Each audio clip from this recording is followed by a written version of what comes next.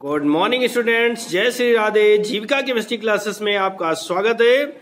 और मैं आपको जो वीडियो भेज रहा था वो क्लास 12th की यूपी बोर्ड एग्जाम की तैयारी से संबंधित भेज रहा। आज मैं आपको एक नए तरीके की वीडियो भेज रहा हूं जिसमें मैं आपको जीएस यानी जनरल साइंस में फिजिक्स, केमिस्ट्री एंड बायोलॉजी के एक एक करके मैं आपको बहुत सारे क्वेश्चंस भेजूंगा, वीडियो भेजूंगा बना करके, जिससे आपकी कंपटीशन लेवल के लिए जो जनरल साइंस के 50 क्वेश्चंस हर एक एग्जाम में आते हैं उनको आपको तैयारी करने में बहुत आराम मिलेगी। इसके अलावा नीट, आईआईटी, जेईई, मेंस, इन सब चीजों की या एसएससी या अन्य किसी जॉब के लिए आप जाते हैं, यहाँ तक कि छोटे से छोटा यूपी टेट वगैरह कुछ भी आप करते हैं तो उसमें जनरल साइंस बहुत सारी पूछी जाती है।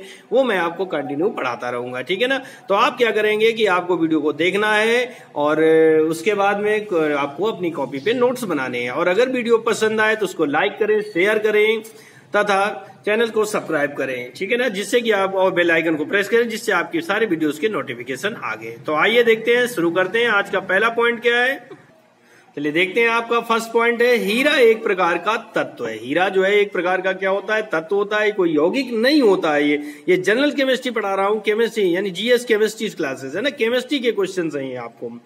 नंबर 2 है, द्रव रूप में पाए जाने वाले मात्र दो तत्व ऐसे हैं जो आपके 118 तत्व लगभग खोजे जा चुके हैं, जिनमें से कि 2 ऐसे तत्व हैं जो लिक्विड अवस्था में पाए जाते हैं। एक आपका मरकरी है और एक आपका ब्रोमीन है।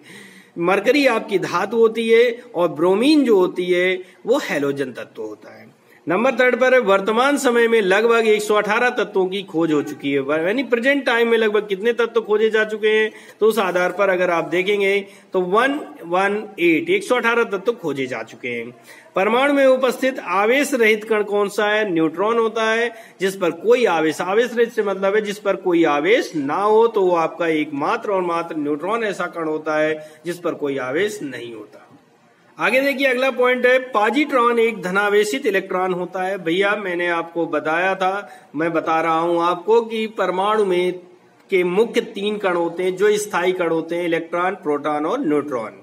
इसके अलावा परमाणु के कुछ अस्थायी कण होते हैं जिनके बारे में आपने शायद सुना होगा या नहीं सुना, तो मैं आपको बता रहा हूं कि पॉजिट्रॉन होता है, न्यूट्रिनो होता है, एंटी न्यूट्रिनो होता है, मेसान होता है, पाई मेसान होता है। ये ऐसे कण हैं जो अस्थायी कण होते हैं। तो पॉजिट्रॉन जो होता है वो एक धनावेशित इलेक्ट्रॉन होता है। धनावेशित इसलिए कहा गया क्योंकि इलेक्ट्रॉन हमारा ऋणावेशित होता है, ठीक है ना। नेक्स्ट पॉइंट है, पॉजिट्रॉन के खोजकर्ता कौन है, तो वो आपके एंडरसन हैं जिन्होंने पॉजिट्रॉन के बारे में खोजा था।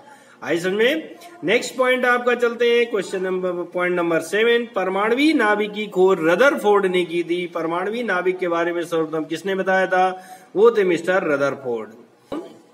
कि नाभिक के बारे में उन्होंने स्वर्ण धातु का पत्र लिया था, ये स्वर्ण पत्र था, ठीक है ना, क्या है, स्वर्ण पत्र। और इस पर इन्होंने अल्फा कणों का अटैक करवाया। तो इन्होंने देखा क्या कि काफी कुछ अल्फा कण ऐसे हैं जो अपने मार्ग पर सीधे चले जाते हैं, ठीक है ना, और कुछ अल्फा कण ऐसे हैं जो अपने मार्ग से थोड़ा सा विचलित हो जाते हैं इस तरह से, और बहुत कम अल्फा कण थे जो अपने मार्ग से सीधे लौट गए। अब अल्फा कण पर चूंकि धनावेश आवेश होता है और नाभिक में भी धनावेश होता है, तो अल्फा बताया कि प्लस प्लस एक दूसरे को प्रतिकर्षित करते हैं, इसलिए जो कण इसके सामने आया नाभिक के वो वापस लौट जाता है। इस आधार पर बताया इन्होंने नाभिक की खोज की। तो रदरफोर्ड के अनुसार ये नाभिक होता है जिस पर धनावेश उपस्थित होता है। नेक्स्ट है, किस परमाणु के नाभिक में न्यूट्रॉन नहीं होता है, ऐसा कौन सा तत्व है, कौन सा परमाणु है जिसमें न्यूट्रॉन नहीं पाए जाते, तो उसका आंसर आपका हाइड्रोजन होगा। फिर है, तत्व का सबसे छोटा भाग परमाणु कहलाता है। तत्व का सबसे छोटा भाग क्या होता है, 1 नंबर का क्वेश्चन आता है, कहलाता है परमाणु। फिर है, परमाणु भार का अंतरराष्ट्रीय मानक क्या है, तो ये कार्बन 12 है, C12, यानी कार्बन 12 के आधार पर परमाणु भार को ज्ञात किया जाता है।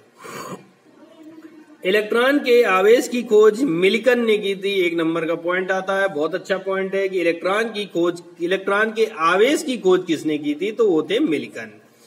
नेक्स्ट पॉइंट नंबर 12 है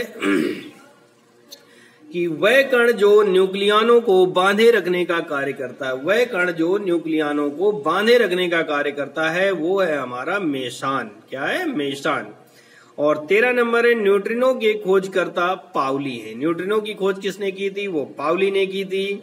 अगला है मेसान के खोजकर्ता कौन है? युकावा। मेसान की खोज किसने की थी? वो मिस्टर युकावा ने की है। ठीक है ना, आई बात समझ में। नंबर 15, फोटान परमाणु का भाग नहीं होता। फोटान ऐसा कण है जो परमाणु का कोई भाग नहीं होता है। हमने आपको बहुत सारे कण गिनाए, स्थायी में गिनाए इलेक्ट्रॉन, प्रोटॉन, न्यूट्रॉन, और अस्थायी में गिनाया positron, neutrino, anti neutrino, meson, pi meson, लेकिन फोटान नहीं लिया था। तो फोटान जो होता है वो प्रकाश ऊर्जा का भाग होता है। ठीक है, किसी भी परमाणु की बाह्यतम कक्षा में उपस्थित इलेक्ट्रॉन संयोजी इलेक्ट्रॉन कहलाते हैं। कोई भी परमाणु हो, अगर उसकी बाहरी कक्षा में इलेक्ट्रॉन उपस्थित हैं, जैसे ये नाभिक हो गया और ये बाहरी कक्षाएं हो गई इस तरह से, तो बाहरी कक्षा में जितने, जैसे सोडियम का हमने बनाया तो 11 होता है, 2, 8, 1।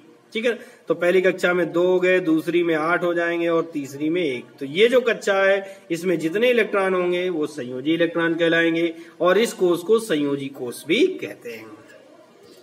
आगे आपका कि किसी भी परमाणु की भीतरी कक्षाओं में उपस्थित इलेक्ट्रॉन कोर इलेक्ट्रॉन कहलाते हैं। अब भैया ये बाहरी कक्षा थी जिसके संयोजी इलेक्ट्रॉन कहा गया, इससे अंदर जो इलेक्ट्रॉन होते हैं, जो कक्षाएं होती हैं, इनमें जो इलेक्ट्रॉन होते हैं इनको कोर इलेक्ट्रॉन कहते हैं। क्या? कोर इलेक्ट्रॉन कहते हैं। फिर किसी भी परमाणु, आज हो गया, किसी भी परमाणु की बाह्यतम कक्षा में उपस्थित अधिकतम इलेक्ट्रॉनों की संख्या 2n² होती है। ये मिस्टर बोरबरी के नियमानुसार है कि बोरबरी ने कहा था कि किसी भी कक्षा में अधिकतम इलेक्ट्रॉनों की संख्या 2n² होती है।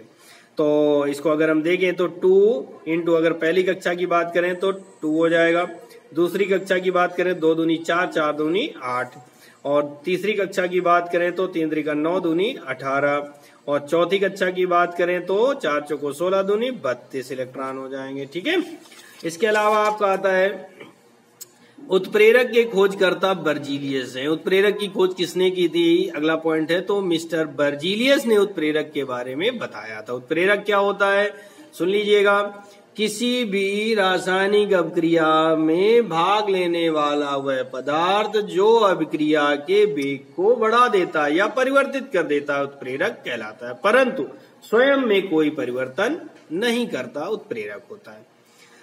20 नंबर है, रेडियोधर्मिता की खोज बैकुरेल ने की थी। रेडियोधर्मिता के बारे में किसने बताया था? तो वो मिस्टर बैकुरेल ने बताया था कि रेडियोधर्मिता क्या होती है, इसकी खोज की थी।